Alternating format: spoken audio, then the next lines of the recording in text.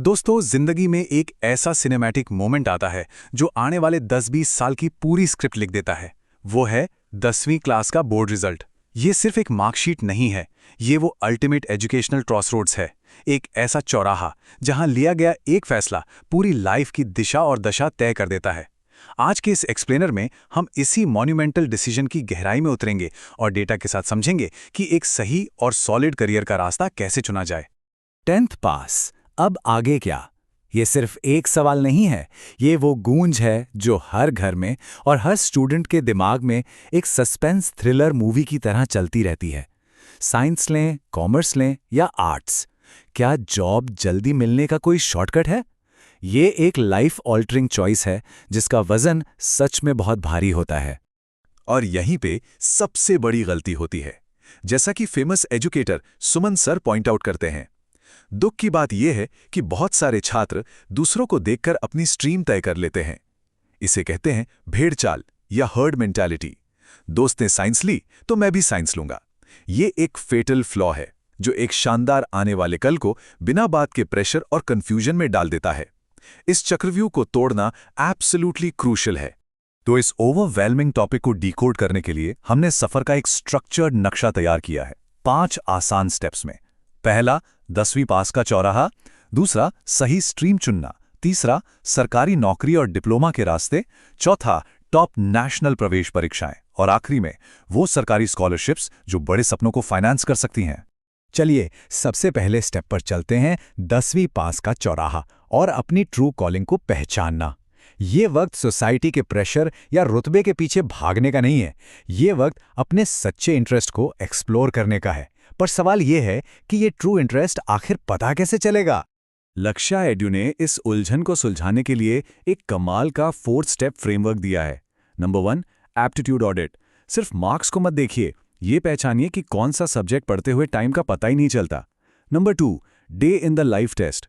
सिर्फ डॉक्टर का glamorous tag मत देखिए, ये समझिए कि क्या एक हॉस्पिटल की वो कड़ी मेहनत वाली जिंदगी सच में पसंद आएगी। Number 3, reverse engineering. अपनी फ्यूचर लाइफस्टाइल को सोचकर वहां तक पहुंचने का रास्ता बैकवर्ड्स डिजाइन कीजिए। और नंबर 4, करियर काउंसलर से कंसल्ट कीजिए, पर दोस्तों को कभी कॉपी मत कीजिए। अब जब क्लैरिटी आ गई है तो आता है दूसरा बड़ा स्टेप, सही स्ट्रीम चुनना। यानी बात होगी द बिग 3 की। सोसाइटी में एक बहुत बड़ा मिथक फैला हुआ है कि कुछ स्पेसिफिक सब्जेक्ट्स सिर्फ कमजोर छात्रों के लिए होते हैं। चलिए इस भ्रम को आज सॉलिड डेटा के साथ हमेशा के लिए तोड़ देते हैं। अगर हम इस डेटा पर नजर डालें तो हर स्ट्रीम का एक बहुत ही क्लियर पिक्चर सामने आता है। साइंस की पढ़ाई 5 से 7 साल मांगती है, लेकिन इसका शुरुआती अर्निंग पोटेंशियल 8 से 25 लाख तक जाता है। वहीं कॉमर्स 2 से 5 साल लेता है, जहां फाइनेंस और बिजनेस में 6 से 15 लाख तक की शुरुआत हो सकती है। और आर्ट्स एंड ह्यूमैनिटीज, ये 3 से 5 साल का टाइम लेता है और लॉ या सिविल सर्विसेज में मॉडरेट से हाई अर्निंग देता है। हर रास्ते का अपना एक अलग लॉन्ग टर्म मिशन है। जैसे साइंस को ही ले लीजिए, चाहे वो पीसीएम हो या पीसीबी, ये रास्ता आसान बिल्कुल नहीं है। इसमें इंटेंस डेली ग्राइंड और कॉन्सेप्ट्स की डीप मास्टरी चाहिए होती है। पर जो स्टूडेंट्स इस कड़ी तपस्या को पार कर लेते हैं, वो आगे चल के फ्यूचर डॉक्टर्स, इंजीनियर्स और कमर्शियल पायलट्स बनते हैं। सीनियर रोल्स में इनका पैकेज 1.5 करोड़ से भी ऊपर जा सकता है। ये लिटरली हाईटेक दुनिया का एक डायरेक्ट पासपोर्ट है। वहीं दूसरी तरफ कॉमर्स है, जो एक्चुअली पूरी ग्लोबल इकोनॉमी की बैकबोन है। जो लोग नंबर्स और पैसों के खेल को गहराई से समझना चाहते हैं, उनके लिए ये परफेक्ट फील्ड है। चार्टर्ड अकाउंटेंट्स, इन्वेस्टमेंट बैंकर्स और टॉप बिजनेस लीडर्स यहीं से निकलते हैं। वेल्थ मैनेजमेंट की दुनिया में इस स्ट्रीम के जरिए 1 करोड़ से ज्यादा के करियर ऑप्शंस बहुत आसानी से ओपन हो जाते हैं। और अब उस सबसे बड़े मिथक को तोड़ने का वक्त आ गया है। आर्ट्स कमजोर छात्रों की स्ट्रीम बिल्कुल नहीं है। फैक्ट तो यह है कि ये स्ट्रीम देश के सबसे पावरफुल रोल्स का अल्टीमेट पावर हाउस है।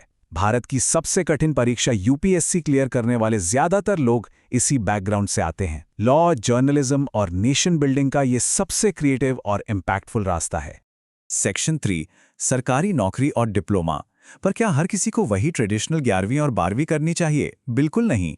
कुछ अनकन्वेंशनल रास्ते भी हैं जो उन युवाओं के लिए डिजाइन किए गए हैं जिन्हें इमीडिएटली फाइनेंशियल स्टेबिलिटी और हैंड्स ऑन टेक्निकल मास्टरी की जरूरत होती है। यहाँ एक बहुत ही क्लीन और डायरेक्ट कंपैरिजन है। एक तरफ है ब्रॉड एकेडमिक रूट, वही 11वीं और 12वीं की पढ़ाई, और दूसरी तरफ है अर्ली एम्प्लॉयमेंट का रास्ता, यानी आईटीआई या पॉलिटेक्निक डिप्लोमा। अगर किताबों से ज़्यादा मशीनों, टूल्स और प्रैक्टिकल काम में मज़ा आता है तो ये रैपिड स्किल एक्विजिशन का रूट बेस्ट है। 3 साल का डिप्लोमा सीधा जॉब मार्केट में एंट्री दिला सकता है। 89,730, 89,730, ये कोई छोटा नंबर नहीं है। सरकारी prep.in के डेटा के हिसाब से सिर्फ उत्तर प्रदेश में 10वीं पास कैंडिडेट्स के लिए इतनी गवर्नमेंट जॉब्स अवेलेबल हैं। सोचिए अगर पूरे इंडिया का डेटा देखें तो ये आंकड़ा लाखों में है। ये एक बहुत ही मैसिव अपॉर्चुनिटी है उन लोगों के लिए जो जल्द से जल्द अपने पैरों पर खड़े होना चाहते हैं। ये वो सेक्टर्स हैं जो 10वीं के तुरंत बाद एक स्टेबल करियर के दरवाजे खोल देते हैं। Indian railway, SSC MTS, state police, army और पोस्ट ऑफिस। ये रोल्स सिर्फ अर्ली इनकम नहीं देते, बल्कि इनमें जबरदस्त जॉब सिक्योरिटी, टाइम पर सैलरी, मेडिकल बेनिफिट्स और सोसाइटी में एक बहुत ही रिस्पेक्टेड स्टेटस भी मिलता है। और अब आते हैं चौथे सेक्शन पर, टॉप कॉम्पिटिटिव एंट्रेंस एग्जाम्स। इसे बैटल ग्राउंड्स या युद्ध का मैदान भी कह सकते हैं। ये वो हाई स्टेक्स जगह है जहां यंग टैलेंट अपनी असली क्षमता साबित करता है। और सबसे बड़ी बात, इन प्रेस्टीजियस एग्जाम्स में बैठने के लिए ग्रेजुएशन तक का इंतजार करने की बिल्कुल कोई जरूरत नहीं है। 10वीं के ठीक बाद ये टॉप नेशनल एग्जाम्स दिए जा सकते हैं। एनटीएससी और केवीपीवाई जो नेशनल स्कॉलरशिप और साइंस फेलोशिप दिला सकते हैं।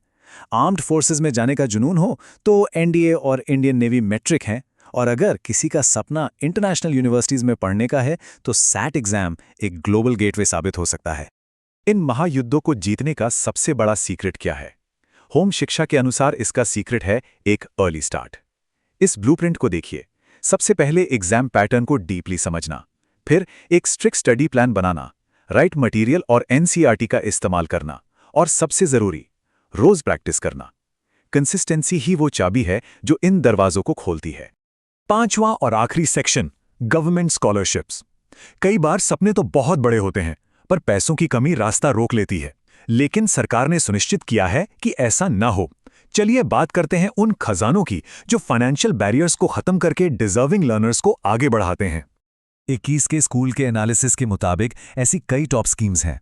एनएमएमएस जैसी मेरिट बेस्ड स्कॉलरशिप, विद्याधन और लड़कियों को एम्पावर करने वाली सीबीएसई सिंगल गर्ल चाइल्ड और एआईसीटीई प्रगति। साथ ही जेएनके के स्टूडेंट्स के लिए पीएमएसएस। ये सेंट्रल और स्टेट स्कीम्स स्कूल ड्रॉपआउट्स को कम करती हैं और पूरे देश में माइनॉरिटी और गर्ल स्टूडेंट्स को एक समान मौका देती हैं। और इन स्कॉलरशिप्स को सक्सेसफुल बनाता है डीबीटी, यानी डायरेक्ट बेनिफिट ट्रांसफर। एक ऐसा ट्रांसपेरेंट सिस्टम जहां नेशनल स्कॉलरशिप पोर्टल के जरिए पैसा सीधे स्टूडेंट के बैंक अकाउंट में डिपॉजिट होता है, जीरो बिचौलिए। ये फास्ट है, पूरी तरह सुरक्षित है और ये सुनिश्चित करता है कि आर्थिक मदद सही समय पर सही हाथों में पहुंचे। इस पूरे सिनेमैटिक सफर के फाइनल वर्डिक्ट पर आते हैं। 10वीं के बाद का फैसला कोई नॉर्मल चॉइस नहीं है। ये एक पूरे भविष्य की रूपरेखा डिजाइन करने का काम है। ये सफर सोसाइटी के ट्रेंड्स या दोस्तों के दबाव पर तय नहीं होना चाहिए। इसे पूरी तरह से एक स्टूडेंट के असली पैशन पर बेस्ड होना चाहिए। इस इमोशनल क्लाइमैक्स पर सुमन सर के इन बेहद पावरफुल शब्दों को हमेशा याद रखना चाहिए। बड़ा सपना देखो, सही दिशा चुनो और रोज मेहनत करो। अगर आज एक सही विजन सेट कर लिया जाए और उस पर हर दिन बिना थके काम किया जाए तो आने वाली लाइफ किसी ब्लॉकबस्टर मूवी की सक्सेस स्टोरी से कम नहीं होगी। तो इस एक्सप्लेनर को खत्म करते हुए एक बहुत ही प्रोवोकेटिव सवाल पीछे छूट जाता है। क्या हमारी आने वाली जनरेशन अपने असली जुनून यानी पैशन का रास्ता चुनने की हिम्मत दिखाएगी या फिर से उसी पुराने प्रेशर और भेड़ चाल का शिकार हो जाएगी? चॉइस बहुत बड़ी है। सोचिए, गहराई से समझिए और एक ऐसा फैसला लीजिए जो भविष्य को एक शानदार दिशा दे सके।